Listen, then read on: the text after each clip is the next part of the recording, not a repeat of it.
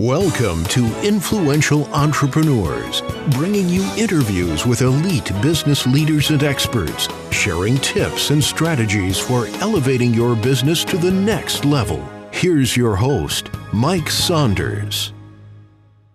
Hello and welcome to this episode of Influential Entrepreneurs. This is Mike Saunders with Marketing Huddle, and today we have with us Chris Edmonds, who is the founder of the Purposeful Culture Group. Welcome to the program, Chris. Mike, thanks for the opportunity. Looking forward to sharing some of these thoughts with your listeners. Yeah, I always love looking at the name of a company or an organization or a group, and you just know that it was put together with purpose, as your name mentions, but purposeful culture. So, having a culture, building a culture is a strategy, and it's an art form, I'm certain, but to do it with purpose, I really like that word picture that you have. So tell me a little bit about what your group does, and just get us started with telling us a little bit about yourself also. Absolutely, and I would say that the group is my wife and I. But I do have, it's very interesting over the last couple of years, kind of getting smarter about a virtual assistant and publicity folks and that kind of thing. But it's a small group, and literally, I started my consulting business in 1990, and in 1992 got affiliated with the Ken Blanchard Company. He's just a brilliant guy and such a wonderful leadership thinker. So I still do work for Blanchard clients, but my exposure to Ken and the ability to, in essence, learn my craft around culture consulting because of opportunities with my own company and with Blanchard clients has been awesome. And so literally my focus is on helping senior leaders be way more intentional about the quality of the employee experience, which means the quality of the work environment. And to have a purposeful, positive, productive culture is way better than just trying to, beat people up about getting the widgets out the door today. I think that too many business owners, entrepreneurs, or even C-level executives feel that, they hear certain words and it becomes, a buzzword for a while, and then it becomes old hat and, we do that, or, we downloaded the top 10 ways to create and expand your culture, and we check off the boxes, we're good to go. Exactly. But I would venture to say that you would kind of say that's not quite all that it's cracked up to be. So where are some holes in that theory? Well, what is interesting is that senior leaders are doing the best they can. So that's number one. Number two, they've never been asked to manage the quality of the culture of their organization. They've not been incented, rewarded to do that. They've not been trained how to do that. Their role models never did that. Or what is even sadder is that we've all had great bosses, and we kind of looked at them and went, boy, what a great team that is. What a cool couple of 3-4 years that was working with Jerry or, whatever. But we didn't look at, are there some things we can take from that, right? Are there some practices, what a surprise, that we can integrate to get people to actually be civil to each other, less drama, right? And really be able to focus beyond the production, which us Westerners, boy, we love that production thing. And there's nothing wrong with results and nothing wrong with profits, but there's a lot wrong with the quality of the employee experience today. It's, engagement hasn't really moved the needle in 25 years of Gallup's work. There's some very wonderfully depressing data. Tiny Pulse, which is a company out of Seattle, did a 2014 engagement and culture survey that found only 21% of employees feel strongly valued at work. That's awful. And so we realize that the focus that senior leaders have had is not surprising, but I tell senior leaders, managing performance, good for you. That's half your job. And they look at me a little funny, right? Well, what do you mean? What's the other half? Well, it's managing the quality of the work experience. It's managing values, making values as important as results, and sometimes I'm able to go a little bit deeper before their eyes glaze over. I like the way you laid that out, and it was reminding me of, are you familiar with Milton Friedman? Yes. Oh, yeah. So, his popular stance, let's make a profit above all. And people, get all bristly about that. And they're like, oh, let's go corporate social responsibility. That's where and the problem is they haven't started that corporate social responsibility at home first. They're looking outward and going, the community and donating and philanthropy, yeah. But if your employees aren't valued, it's like a hole in the bucket. They're leaving as fast as you're bringing a new one in, and you don't have that stability. And I'm sure that's where you're headed with that. But, do you ever find organizations you work with that are, feel like, yeah, we're good inside, but I'm focusing on outside, but they're really not good on the inside? Yeah, exactly so. And there's a bit of checking the box off that happens. It's like we do our Thanksgiving, volunteer stuff. We do Habitat for Humanity, all wonderful volunteer opportunities for service. But if that first customer, which is how I, kind of look at the employee relationship, if that first customer isn't being treated with trust, respect, and dignity in every interaction, not just with leaders but peers, etc., then it's soul sucking. Number two, especially here in the last 5 years or so, as the economy globally has gotten better, people aren't staying in organizations that are exhausting, frustrating, drama-ridden, anxiety-ridden. I think it was a couple of Januaries ago where I found a Department of Labor study for the U.S. that found that voluntary separations were the highest they'd been since '08, before the global recession. And voluntary separations, well, in English, that means people are thinking quitting, right? Yep. And I think that's a good thing. I think it gives employees an opportunity to kind of say, there's got to be something different than this, right? We could certainly go down the path of those millennials and how impatient they are, and they change jobs. It's like, good for them. If they're not able to find something that matches their natural motivations, then let them move. And is it up to leaders to craft a sane workplace? I think it is. It's way more fun. And it's, again, the benefits of crafting a civil work environment is the clients that I work with. And typically we're looking, this is, Mike, not a quick flip of a switch. This is hours every week of work to work on your small business team, your regional team, your multinational, whatever it is. You've got to pay as much attention to the quality of those interactions as you do to performance. And again, boy, leaders look at me funny, but if you can craft some sane rules of engagement, right, that actually cause people to feel trusted, honored, respected, engagement goes up by 40% within 18 months.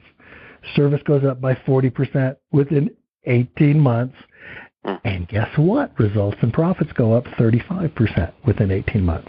Now, as I put out that, of course, the thing that senior leaders hear is, how much do profits go up? Yeah. And it's like, okay, but you're not going to get the results, people proactively solving problems for you, until they feel trusted and they feel respected and they feel validated. So there's some real money to be made here. And I would also, it's kind of like a penny saved is a penny earned. So you mentioned some true money to be made with profits and all that. Let's look at the flip side, the penny saved.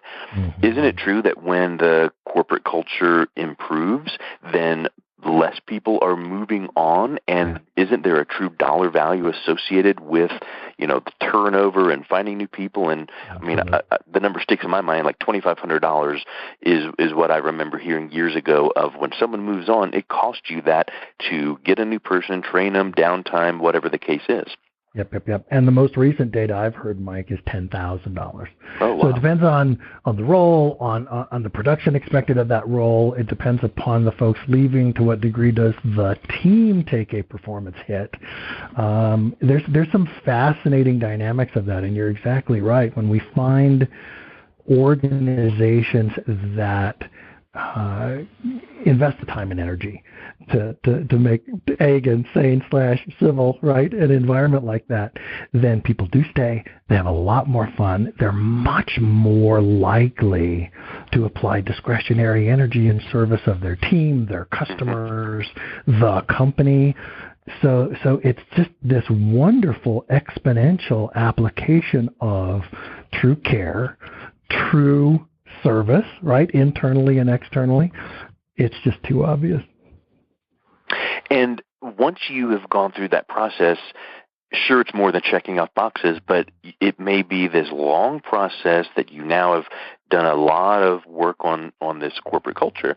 But I would venture to say that it's kind of like a business and marketing plan. It takes a long time, and it's all done, but you can't let it collect digital dust and just never look at it again. You need to have scheduled, times to look at it, reevaluate, make sure that it's in your culture, So when you take a company through this, it's not just high five, good luck with that. It needs to be, they need to be whatever period, quarterly, annually, something tweaking, relooking at, is this still working? And what are your thoughts on kind of keeping that momentum going?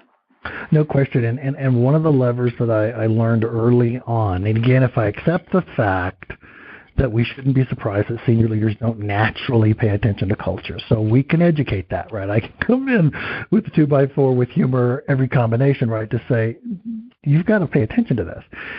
What I learned very quickly is I had to leverage leaders' comfort with being able to measure stuff, right? If you can measure it, apparently it's important. And they're looking at me like, well, you can't measure values. And I said, sure you can. What we will do is we will define those values in observable, tangible, measurable terms. And just as you have dashboards, right, with performance metrics everywhere that you pay attention to, hourly, daily, quarterly, etc., we actually need to give you, as you say, a regular metric, a dashboard of employee opinion about the quality of relationships within the workplace, which means now we're getting into the cool idea of an organizational constitution, which is kind of the device, if you will, for clarity, where basically we want to have leaders be very, very clear on the purpose for the business besides making money. That's an interesting activity. It's an interesting exercise.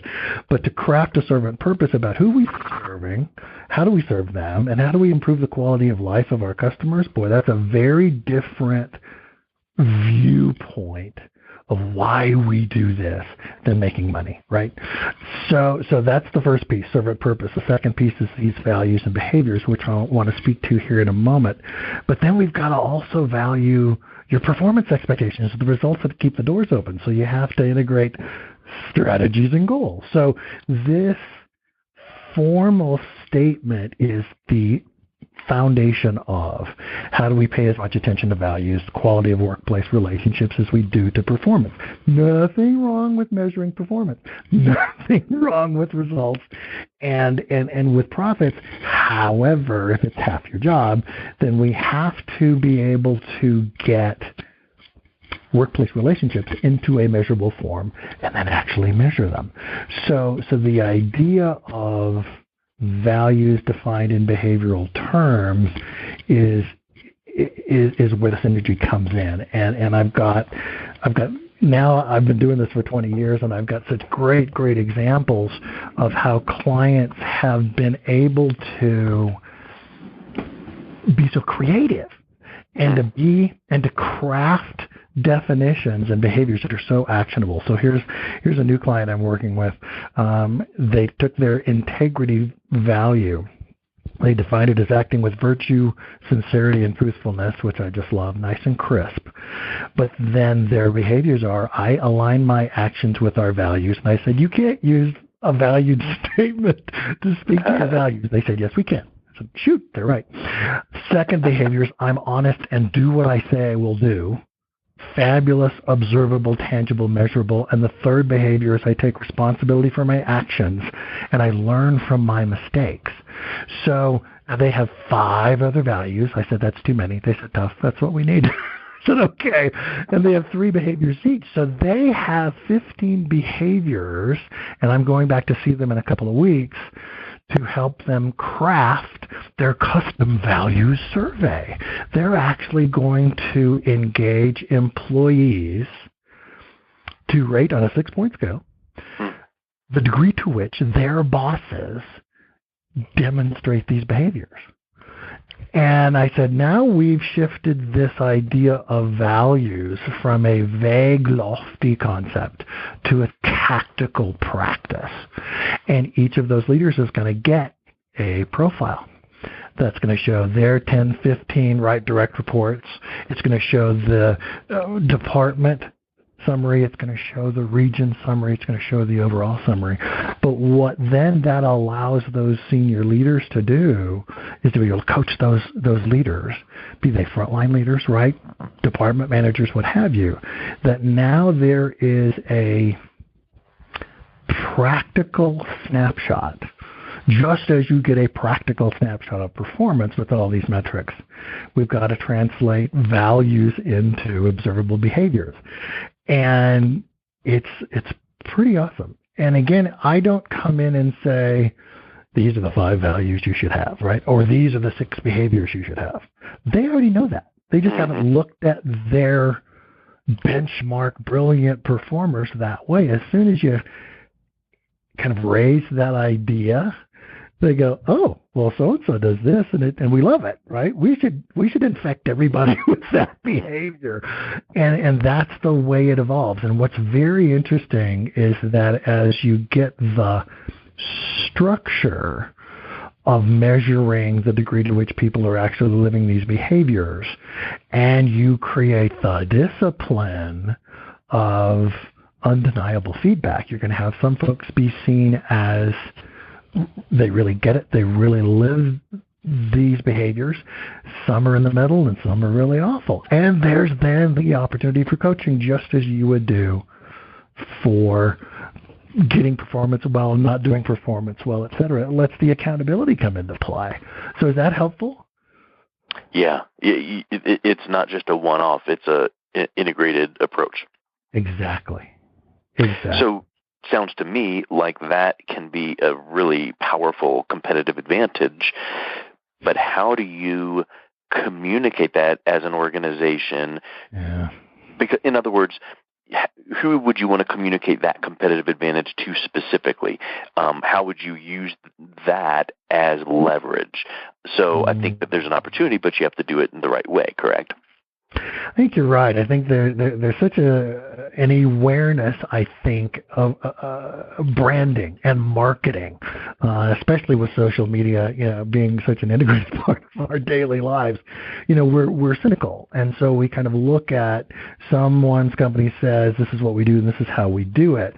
I think Starbucks has done a great job, especially the last 6-7 years with Howard Schultz coming back from his kind of semi-retirement right out of the president role, and they got away from their neighborhood fun, validating kind of neighborhood place, right? They got into measuring how many lattes they were selling and unicorn frappuccinos, et cetera.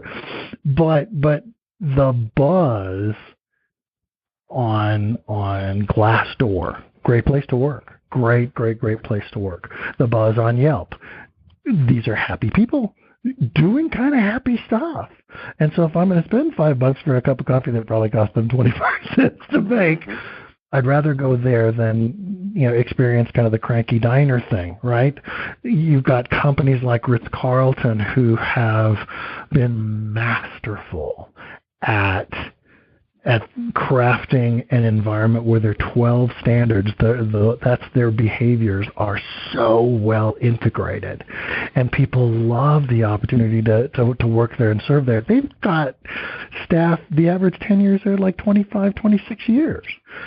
That's amazing. You've got companies like WD-40 that have such a strong values-based tribal culture. They are slightly twisted. The sense of humor is wonderful, but they look at how do we communicate, number one, how our products help serve you. And if you kind of want to learn more about our company, well, here's how our tribal culture plays out. And so it's not in your face. It's not a veneer thin kind of a facade that you can see through pretty quickly. And I think the benefit of social media lets us get to really how do these employees feel about this organization, right? And it might be unfair, right? But I tell you, every time I get a client opportunity, I go to Glassdoor. I go to see what the employees say, and in my view, that gives me a different perspective than what I might get from interviewing the senior leaders, which I often do before I go in, right? But I think you're right. I think there's an interesting, I would say it's a responsibility for leaders to realize that just focusing on performance is going to have some logical consequences. And if you get people being mean to each other, I call it my 3Ds, if people are dismissing, demeaning, discounting each other, that's going to fall apart at some stage. You might be able to get some traction on performance in the short term, but you're going to lose really talented people. The customer experience is going to be inconsistent. And I bet you've seen that too. Of course, and I think the customer experience is a critical piece that people don't realize, and we can kind of do an overlay in what we were saying earlier. Having the internal company culture is so important but often overlooked, and then the customer experience is so important and often overlooked. So I think it just goes hand in hand. So, boy, I think we could probably talk for about another 4.5 more hours and just be coming up for air. So thank you for all of those great insights. What's the best way that someone can learn more about the Purposeful Culture Group? I would suggest they head to my primary website, which is drivingresultsthroughculture.com. I've got a video series on culture leadership that is getting great traction. Also, my research is there. My podcasts are there. So that's where they can find out more about what we do. Excellent. Well, thank you so much for your time, Chris. It was wonderful getting to know you. Thank you, sir. Appreciate the opportunity. You've been listening to Influential Entrepreneurs with Mike Saunders. To learn more about the resources mentioned on today's show or listen to past episodes, visit www.influentialentrepreneurssradio.com.